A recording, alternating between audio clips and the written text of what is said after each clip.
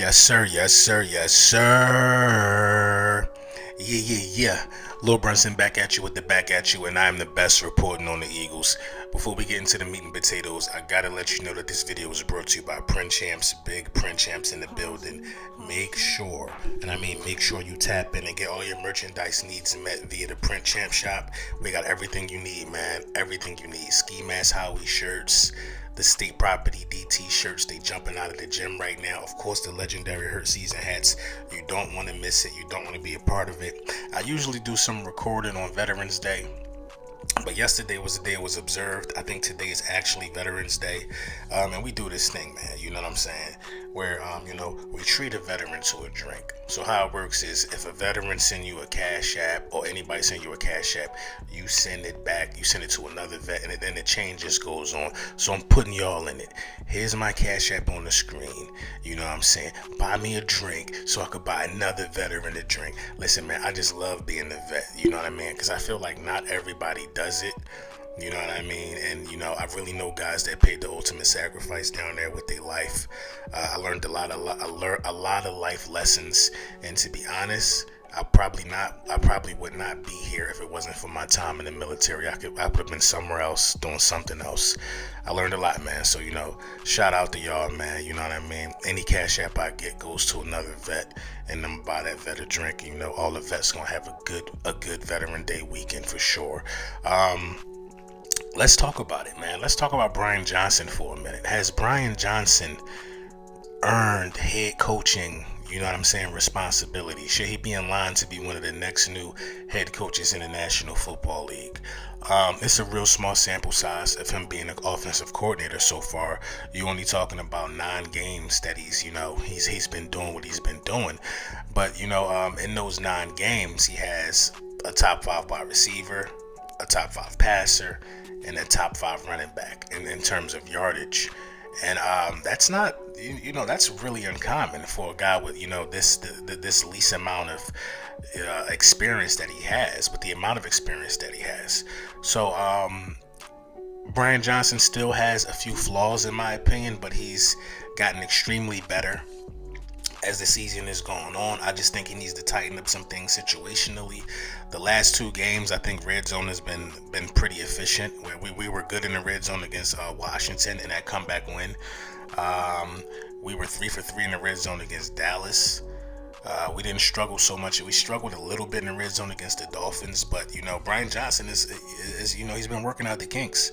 He's been working out the kinks. Jalen Hurts is turning into a better passer, I should say. You know what I mean? I know everybody wants things to look a different way, but the Philadelphia Eagles are not the team that everybody wants them to be from last year. Last year we were blowing guys out by half. This Brian Johnson led team has the will to come back. Now that's a testament to to what's on the roster for sure. You know what I mean? We all know what's on the roster. We all know the talent that's on the roster. And those dudes got time in. They got more time in playing together than Brian Johnson got time in as, an offensive coordinator. So some of it probably is the talent, but you can't knock the job that Brian Johnson is doing. So my answer right now, if Brian Johnson is ready to be an offensive coordinator, I think it's a wait and see game. I think right now he's 8-1. He's doing a phenomenal job. He deserves recognition for sure, but right now, would I make him my head coach? I don't know. You know what I mean? I don't know. But, that's a story for another day. But, his name is on the list, man. A lot of teams going to be looking after him. I think more of that is the Jalen Hurts effect. You know what I mean? Jalen Hurts been getting people jobs all over the place. Gannon, Steichen. You know what I'm saying? Now they're talking about Brian Johnson. You know what I mean? When you play with a good quarterback and your team always has winning records, the turnaround is it could be a problem. You know what I mean? The turnaround could be a problem. Our beloved Jason Kelce, man. Jason Kelce is one of the most polarizing Philadelphia athletes of all time, for real, if you ask me, man. What Jason Kelce brought to the table since he's been drafted here, and then over the last, 5 years being the top center in the game, or whatever the case may be, definitely like the last 3 years being the best center in the game. Jason Kelce is a Hall of Famer. Jason Kelce is a legend in the city. Jason Kelce is a Super Bowl champion. Jason Kelce always has conducted himself in a way that embedded him in the Philadelphia community. He and his wife, they do the Eagles Autism Fund. Just dope, man. Just dope. The way Jason Kelce always finds ways to, stick around the game and reinvent itself while still playing the game. Jason Kelce spoke about how much fun he was having, and listen, we all know the retirement is coming. We know the retirement is coming, man. I want my dog to retire on top. That's why this year is important. You know what I mean? Because you don't know how long you're gonna keep key veterans that still contribute, like a BG, like who had 2 sacks the other day. Kelce, top of his game at the position. Fletcher Cox, still very, very productive for the time he's been in the National Football League. I think Fletcher Cox is the best defensive tackle if you put him over there on Dallas. You know what I mean? Fletcher Cox is one of those ones. These guys have all decided to come back for a 1-year deal to chase something. You know what I mean? And what they're chasing is another championship. You know what I mean? These guys have won before. They want another championship. They want to go out with another Super Bowl ring. And I'm not mad at them for wanting to do that. Kelce, we all saw in the Dallas game how he's grabbing onto the guy, screaming in his face. The passion is still there. The fire is still there. He actually revealed what he said, and there was a bunch of yelling in the guy's face, just basically saying, I'm here. This is what we do. Listen, y'all, I'm enjoying the bye. You know what I mean? I'm really, really enjoying the bye week, man. You know what I mean? It feels good to be 8-1. It feels good to have the best record in the league and have a stress-free weekend. I done took my hair out, you know what I'm saying? Ready to get the locks washed, you know what I mean? Ready to focus on the Kansas City Chiefs, but this is a week of relaxation for me, you know what I mean? We've been hitting hard, you know what I mean? We've been kicking ass, you know what I mean, taking names, and that's the Philadelphia way. So what moves do you expect the Philadelphia Eagles to make during this period? You know what I mean? I expect the Philadelphia Eagles to, if we keeping it real, I really expect the Philadelphia Eagles to, pursue some type of help in the secondary, or maybe the linebacking situation.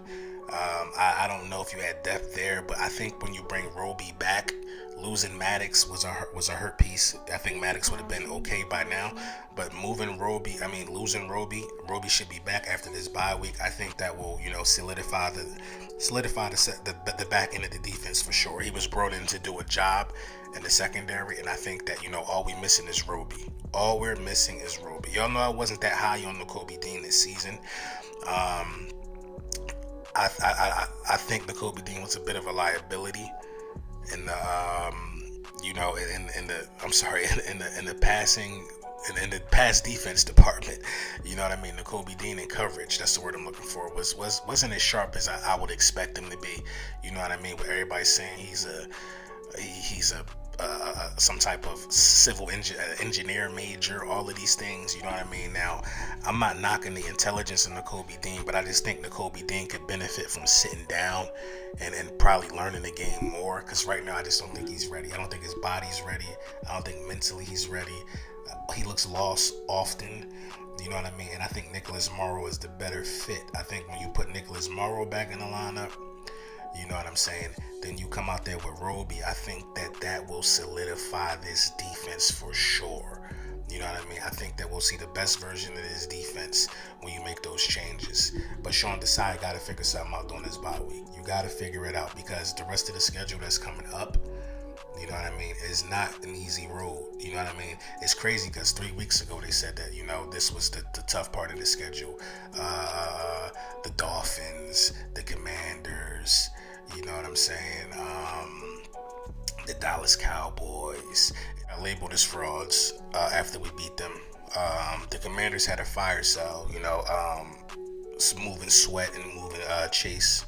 The Dallas Cowboys seem to have gotten an amazing amount of praise after we beat them. After we beat them, Micah Parsons goes on his podcast with Stephon Gilmore and says that he thinks Dak Prescott deserves to be in MVP conversations. I disagree.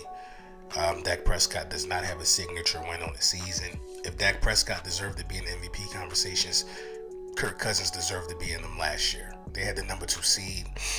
They were on the Philadelphia Eagles' heels to the bitter end. This is the Dallas Cowboys way, though, man. This is why it's so frustrating even listening to some of these guys talk.